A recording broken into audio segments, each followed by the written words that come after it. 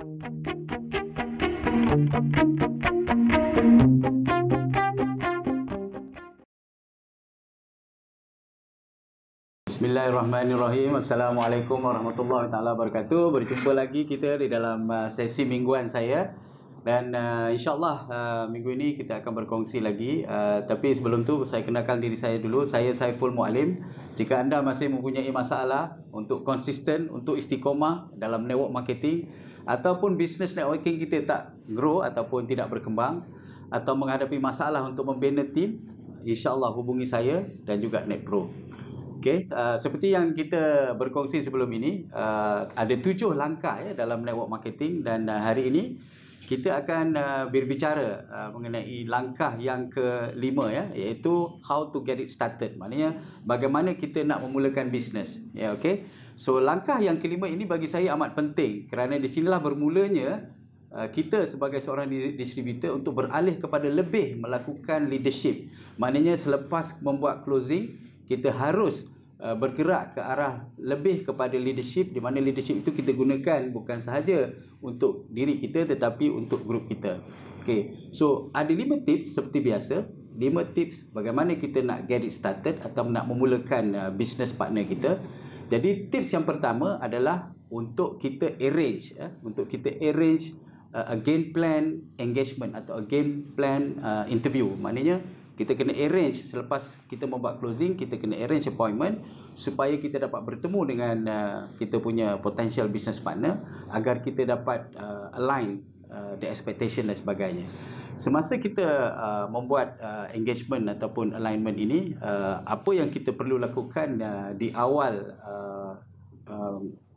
pertemuan adalah untuk memberitahu pada mereka, iaitu kita validate yang mana dia punya decision untuk membeli produk kita ataupun untuk berada dalam bisnes sama-sama dengan kita adalah satu pilihan yang tepat. Itu yang paling penting sekali. So kita bagilah kita punya reason kenapa ini adalah satu pilihan yang tepat. Okay, yang kedua adalah untuk kita pastikan semasa kita membuat appointment ini ataupun engagement ini, kita mungkin memerlukan upline partner kita. Kalau kita masih lagi belum begitu yakin atau belum biasa lagi untuk mengadakan interview ataupun engagement seperti ini, kita bolehlah gunakan upline partner kita. So itu tips yang pertama. Tips yang kedua adalah untuk kita set the expectation. Maknanya untuk kita tentukan expectation kita supaya nanti business partner kita tidak overly expect atau tidak pun mempunyai satu expectation yang rendah. Jadi kat sinilah kita align dengan mereka. Jadi apa yang kita harus buat? Okay, yang pertama sekali, kita mestilah memberitahu kepada kita punya potential partner atau business partner kita siapakah kita dan apakah peranan kita. Dan di sini peranan kita adalah untuk membantu sepanjang career business partner kita di dalam bisnes yang kita ceburi dalam network marketing ini. Itu adalah yang pertama. Okay? Dan yang kedua adalah kita untuk agree ataupun bersetuju dengan expectation.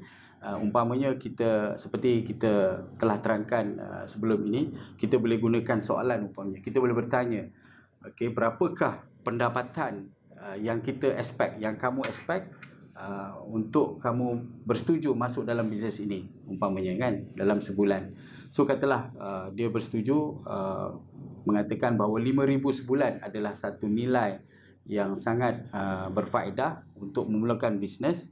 Maka kat situlah kita akan bertanya dengan soalan seterusnya, berapa jamkah yang dia akan untukkan atau awak akan untukkan untuk berjaya mengumpul RM5,000 sebulan. Jika keadaan di sini kita menunjukkan bahawa masa yang ditetapkan atau masa yang diuntukkan itu sedikit, maka kita patutlah memberitahu bahawa kita perlu menambah lagi masa yang diperlukan. Okay? So katalah masa yang diperlukan adalah 4 jam sehari. Ya?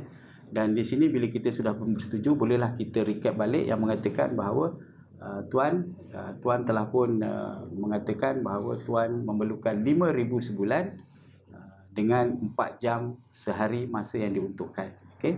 Dan seterusnya, kita akan setelah kita align, maknanya setelah pun kita align kita punya expectation dan goal kita, kat sinilah yang penting sekali, di mana kita validate the readiness. Validate the readiness ni maknanya kita akan bertanya beberapa soalan seperti yang berkaitan dengan mindset, kerana salah satu tips dalam network marketing untuk kita berjaya adalah mempunyai mindset yang betul. Jadi perlulah kita memberitahu mereka, for example, dalam network marketing ni actually kita memerlukan banyak prospek, ataupun kita perlu memerlukan banyak konteks supaya nanti insya-Allah bisnes kita akan berkembang dengan secara konsisten. Yang kedua, mindset kita, umpamanya kita boleh beritahu bahawa ia memakan masa sedikit. Sebab ramai yang masuk dalam bisnes network marketing, mereka mempunyai expectation yang tinggi, iaitu mereka ingin terus berjaya dalam masa sebulan atau 2 bulan. Jadi kita perlu memberitahu mereka bahawa yang paling penting adalah untuk kita konsisten beberapa bulan. Kemudian yang ketiga, kita bolehlah memberitahu bahawa closing is a process, kerana itu kita kena sentiasa berterusan dan sebagainya. Dan mindset yang lain-lain umpamanya perlu kita terangkan supaya semasa mereka memulakan bisnes ini, mereka tahu apakah yang akan mereka expect, ya. Umpamanya mindset tentang yang dipanggil self esteem, di mana bila kita mulakan bisnes network marketing, selalunya self esteem kita rendah sedikit, kerana itu pandangan masyarakat, ya. So, tetapi setelah bisnes kita berkembang, maka self esteem kita akan kembali dan juga akan menjadi lebih kuat daripada biasa. So itu adalah tips yang kedua, di mana kita set the expectation right. Tips yang ketiga adalah untuk kita go through the checklist. Sebenarnya checklist ini berbeza-beza antara satu bisnes ke satu bisnes yang lain, tetapi bolehlah kita terangkan kepada bisnes partner kita, kerana dia masih baru lagi. Kita gunakan apa yang kita panggil sebagai new distributor training checklist yang digunakan untuk training dan sebagainya.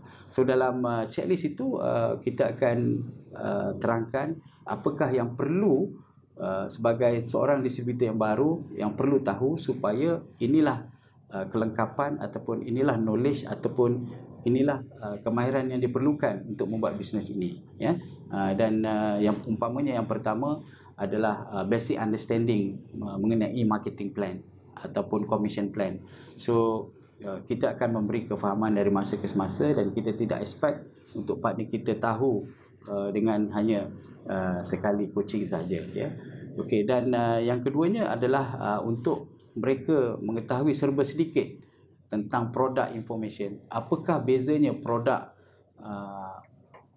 yang dipasarkan berbanding dengan produk-produk yang lain. The key difference, what is the differentiation ataupun the specialization of the services, for example, kan. So benda-benda itu adalah penting untuk kita terangkan. Dan apakah borang-borang atau form-form yang required online dan offline yang diperlukan semasa untuk registration umpamanya dan sebagainya. So perlu untuk mereka tahu supaya mereka tidak merasa kekok dalam melakukan bisnes ini pada peringkat permulaan.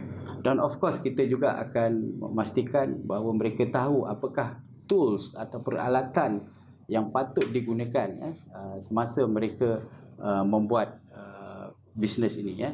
Saya bagi contoh, jika kita membuat demo umpamanya, apakah demo-demo yang harus kita tunjukkan kepada kita punya potential partner, dan apakah tools ataupun peralatan yang kita gunakan supaya kita dapat membuat demo yang lebih mantap. Sebab tu duplikasi amat penting, dalam network marketing.